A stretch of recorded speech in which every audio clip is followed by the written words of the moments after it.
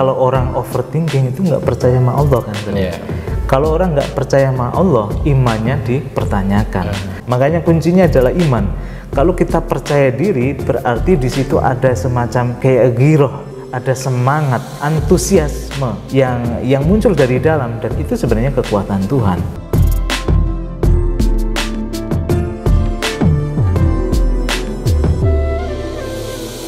Assalamualaikum warahmatullahi wabarakatuh. Kita berjumpa kembali di channel Tauhid Cinta. Kali ini ditemani oleh Ustadz Muhammad Hasan. Beliau adalah salah satu tim dari Tauhid Cinta dan penulis buku Imajinasi Menurut Perspektif Ibnu Arabi, dan juga founder dari Ruang Dialog Maya. Assalamualaikum Ustadz Hasan. Waalaikumsalam Mas Rifki. Sehat ya? Alhamdulillah. Alhamdulillah. Nah, kita kali ini akan membahas mengenai overthinking. Overthinking, kebanyakan overthinking adalah berpikir secara berlebihan terhadap sesuatu yang sepele sebenarnya. Dan biasanya overthinking itu didasarkan pada negative thinking atau suuzon. Nah, suuzon ini kan juga mesti kita hindari sebenarnya, tapi overthinking ini makin banyak orang yang merasa kena masalah sedikit aja sudah overthinking gitu, terlalu banyak pikiran, terlalu memikirkan secara berlebihan. Ya padahal itu bisa diatasi sebenarnya. Nah, bagaimana cara mengatasinya dan apa saja sih sebenarnya dampak dari overthinking ini, kita akan bahas ini di sesi kali ini. Nah, Ustadz Hasan, overthinking ini kan juga sepertinya bertolak belakang ya dengan positive thinking atau husnuzon. Ya kebanyakan dari kita tuh karena terlalu berpikir, misalkan kita mau melakukan usaha, kita mikir dulu gitu, wah ntar ini jadinya gini, ntar ada masalah ini, ntar akhirnya nggak jadi tuh. Atau ada bully gitu satu di medsos atau apa, kita berpikir berlebih gitu, oh emang saya begitu ya, kenapa saya jadi kayak gitu ya, jadi berlebihan gitu berpikirnya. Nah, gejala-gejala ini kan makin marak sebenarnya, apalagi dengan adanya media sosial. Gimana Ustaz Hasan melihatnya? Ya, bismillahirrahmanirrahim. Assalamualaikum warahmatullahi wabarakatuh. Waalaikumsalam.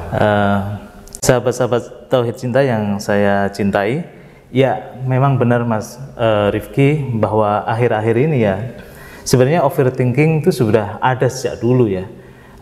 Ketika manusia sudah ada dengan muncul pikirannya, sebenarnya overthinking itu sudah mulai hadir dalam diri manusia ya, kecuali manusia yang bisa mengontrol pikirannya.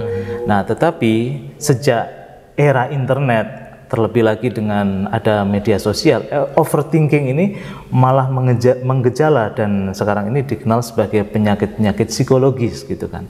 Nah, iya, sebenarnya apa sih overthinking? Overthinking itu kan sebenarnya bukan dalam kategori berpikir sebenarnya ya, tapi kepikiran.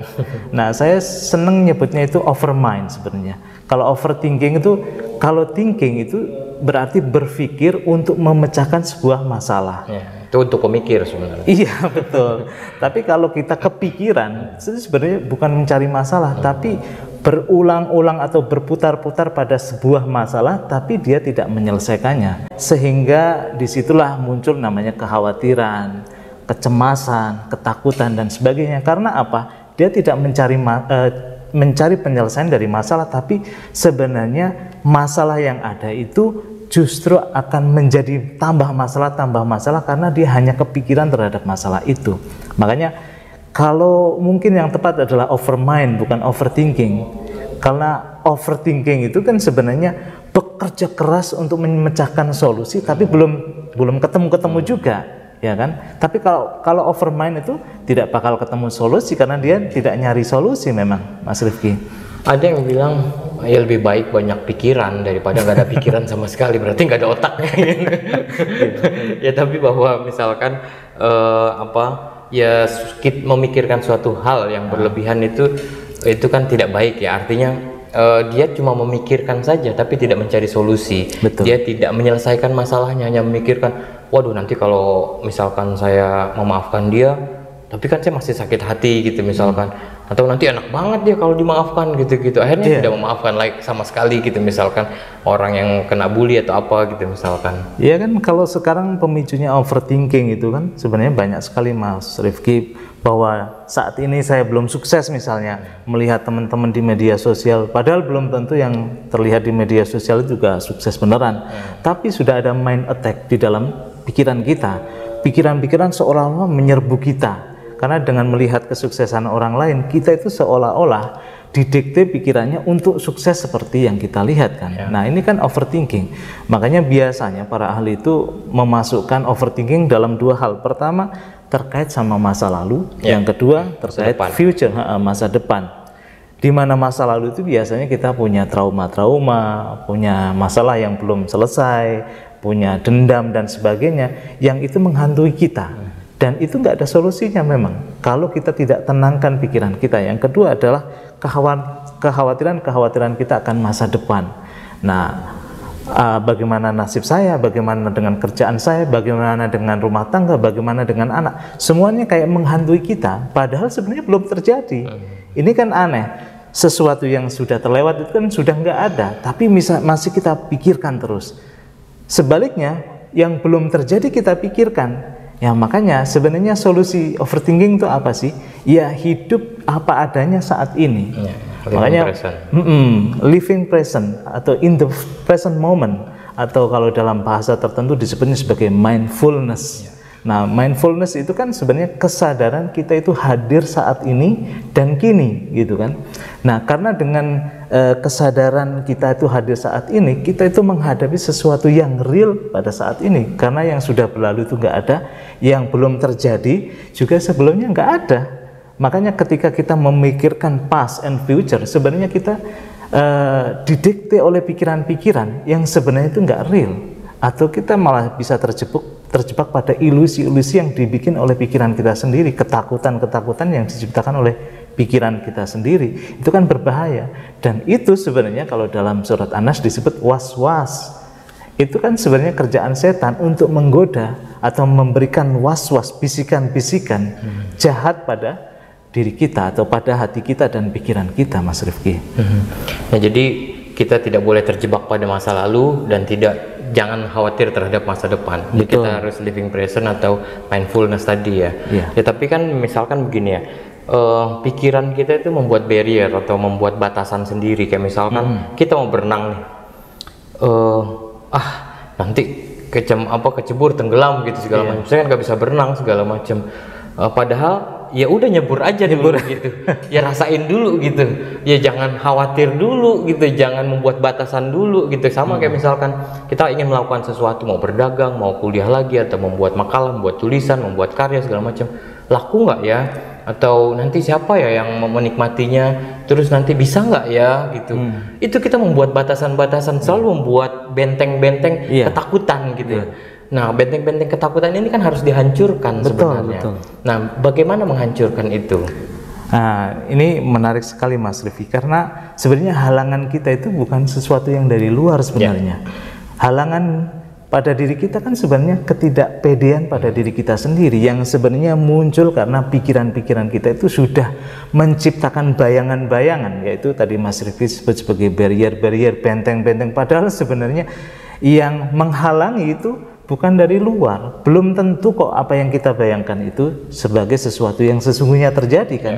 Tapi pikiran itu seolah-olah sudah memberikan analisa ini, terus sudah memberikan imajinasi-imajinasi yang menakutkan sebelumnya kan, sebelum itu terjadi. Makanya sebenarnya pikiran-pikiran seperti ini sebenarnya datang dari mana sih? Nah, kalau dalam kajian spiritual itu disebut sebagai syaitan. Nah, syaitan itu kan sesuatu yang jauh dari diri kita sendiri atau jauh dari present moment itu sendiri, sehingga itu menimbulkan berbagai masalah. Shadow self, kalau pembahasannya seperti itu, sebenarnya adalah shadow yang kita bikin sendiri sebelum itu terjadi. Nah, shadow atau kita sebut sebagai veil dan kita sebut sebagai hijab, itu sebenarnya mau siapapun orangnya, Mas Rifki, kalau dia belum kenal pada dirinya, belum kenal yang sejati dalam dirinya, itu pasti terjadi. Itu kan sebenarnya ignorant dalam diri kita. Karena orang yang bodoh, ignorant di dalam dirinya pasti akan mereka-reka kan. Seperti cerita ketika kita ada di tempat gelap, yang di situ kita nggak tahu apa-apa, nggak ada cahaya, di situ kan kita pasti akan melakukan segala sesuatu secara spekulatif. Nah, spekulatif itu loh, itu kan sebenarnya timbul barrier-barrier, benteng-benteng pikiran kita sendiri yang menciptakan ilusi-ilusi itu. Nah, apa yang kita sebut sebagai ilusi tadi itu menciptakan bayangan-bayangan yang semakin jauh dari diri kita. Sebenarnya itu. Ada ungkapan menarik dari Bob Sadino ya, pengusaha yang sudah meninggal ya, dan pengusaha sukses ya, yang selalu kalau kemana-mana pakai celana pendek, mau ketemu presiden, mau siapa gitu. Tapi dia punya karakter yang cukup kuat gitu. Misalkan dia membedakan antara orang bodoh dengan orang pintar, gitu, atau orang yang berpendidikan gitu ya. Kalau orang bodoh ya mau bisnis gitu ya, karena dia kaitannya dengan bisnis, mau bisnis ya udah tinggal melangkah aja, nyemplung aja dia ke kolam itu. Tapi kalau orang yang pintar, yang berpendidikan, dia nganalisis dulu, wah nanti akan begini, akan jadi begini, dan nggak jadi dan akhirnya nggak jalan. Nah, coba kalau kita lihat di masyarakat bawah kan, misalkan ya ada tetangga kita atau apa, orang dekat di sekitar kita gitu, hari ini dia jualan bubur tapi nggak laku, misalkan dia besok bisa langsung switch ke jualan bakso gitu misalkan, besoknya lagi switch ke jadi jualan gado-gado gitu misalkan, cepet gitu. Tapi kalau kita untuk switch itu lama banget, analisisnya lama gitu, dan pengennya berpikir membuat batasan-batasan, terus akhirnya nggak akan terjadi gitu.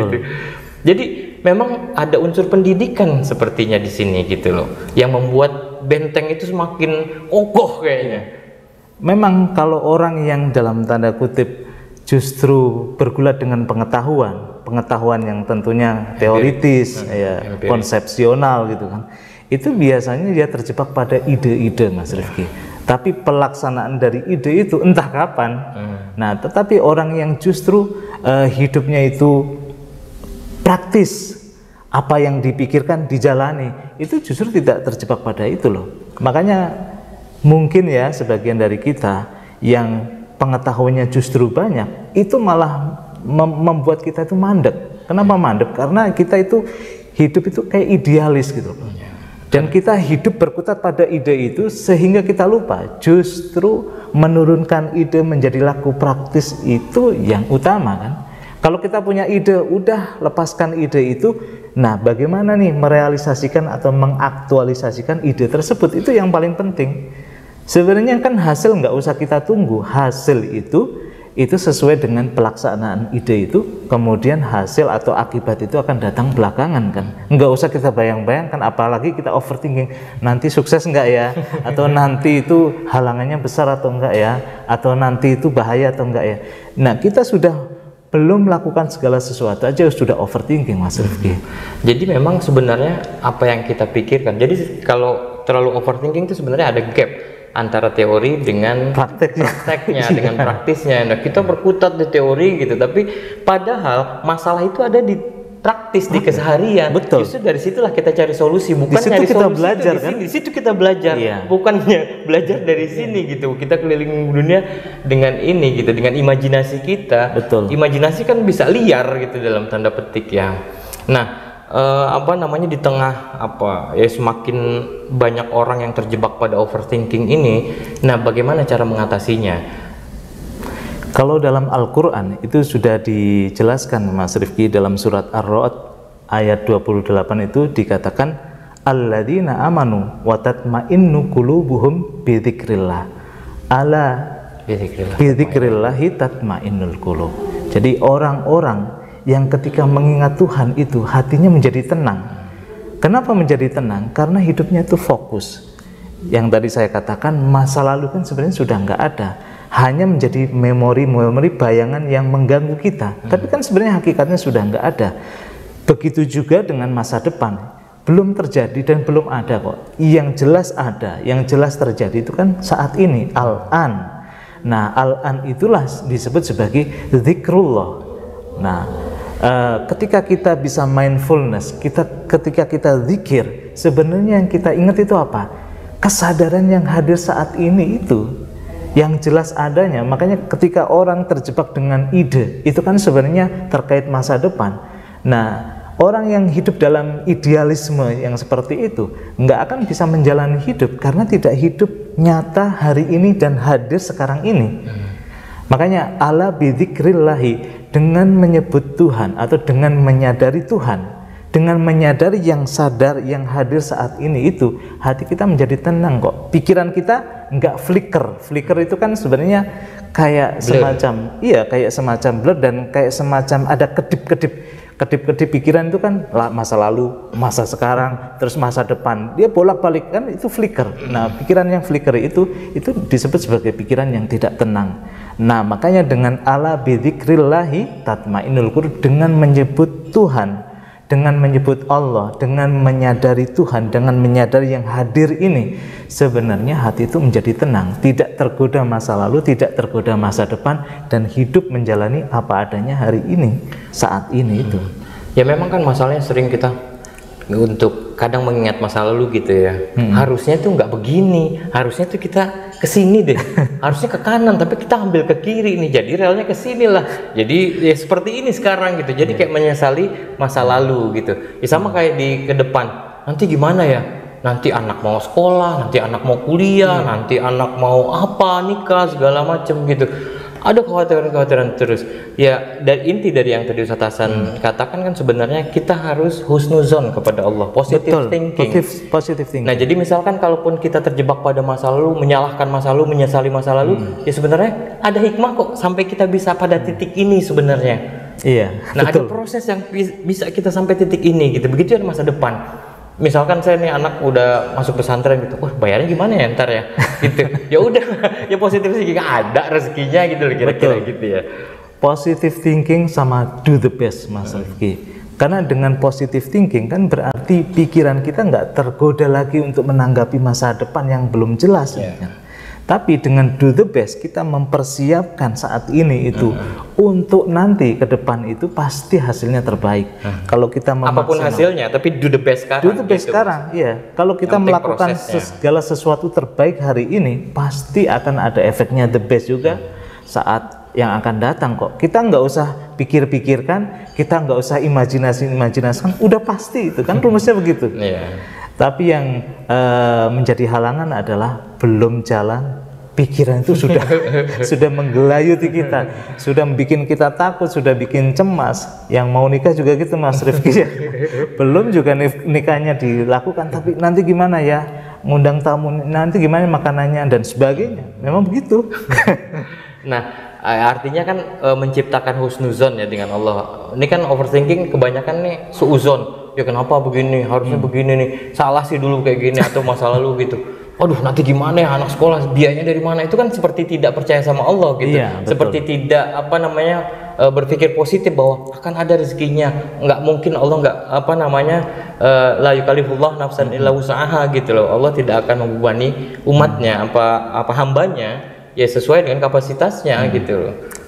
Artinya kan kalau orang overthinking itu nggak percaya sama Allah kan tadi. Kalau orang nggak percaya sama Allah, imannya dipertanyakan. Kalau imannya dipertanyakan berarti kamu kan bukan mukmin, kamu bukan muslim, bukan berserah padanya. Muslim kan artinya orang-orang yang mau berserah, total surrender kepada Tuhan, gitu kan. Nah, memang KTP kita Islam, terus kita juga termasuk orang-orang mukmin, tapi mukmin yang hanya laqab, bukan mukmin sejati. Mukminina haqqan, bukan seperti itu. Nah, orang-orang yang mukmin sejati itu cirinya apa sih? Hasbunallah wa ni'mal wakil. Kita itu benar-benar menyerahkan segala urusan kita itu kepada Tuhan dengan semua ikhtiar yang telah kita lakukan kan. Kalau ikhtiar sudah kita lakukan, semua hasilnya kita harus hasbunallah wa ni'mal wakil. Kita cukupkan Allah. Allah pasti memberikan yang terbaik kok kalau kita sudah do the best itu. Dan kita harus percaya bahwa kalau kita percaya diri, kita percaya sama Tuhan, hasilnya pasti terbaik itu. Dan jangan lupa juga la haula wala quwata illa billah. Iya, betul. Ya, bahwa apapun effort yang kita keluarkan, usaha sekeras apapun, tapi kalau kekuatannya tidak turun ke kita, itu tidak akan terjadi gitu ya Ustaz Hasan. Dan sekali lagi mungkin kekuatan yang turun dari Tuhan itu kan kalau kita percaya. Makanya kuncinya adalah iman. Kalau kita percaya diri, berarti di situ ada semacam kayak giroh, ada semangat, antusiasme yang muncul dari dalam, dan itu sebenarnya kekuatan Tuhan. Dan ketika kekuatan Tuhan sudah hadir dalam diri kita, kita melakukan apapun juga ringan. Kita melakukan apapun dengan disertakan kesadaran Tuhan hadir di situ. Innallaha ma'ana. Tuhan selalu bersama kita kok. Kitanya sendiri aja yang selalu, karena pikiran kita tadi overthinking ya, kita akhirnya nggak selalu sama Tuhan. Kita selalu sama pikiran-pikiran yang kita lalu lalang tadi kan, bukan bersama Tuhan. Terima kasih Ustadz Hasan. Innallaha ma'ana, bahwa Tuhan selalu membersamai kita dalam momen apapun, di detik, di tiap detik, tiap menit, tiap jam, tiap hari, tiap tahun, dan setiap waktu-waktu yang kita lalui gitu. Nah, jangan sampai kita overthinking, ubah overthinking jadi positive thinking. Jangan terjebak pada masa lalu, jangan terlalu khawatir pada masa depan, terus positif, terus berpikir positif, terus husnuzon kepada Allah. Terima kasih atas partisipasinya. Mohon maaf atas segala kekurangan. Wabillahi taufiq wal hidayah. Assalamualaikum warahmatullahi wabarakatuh.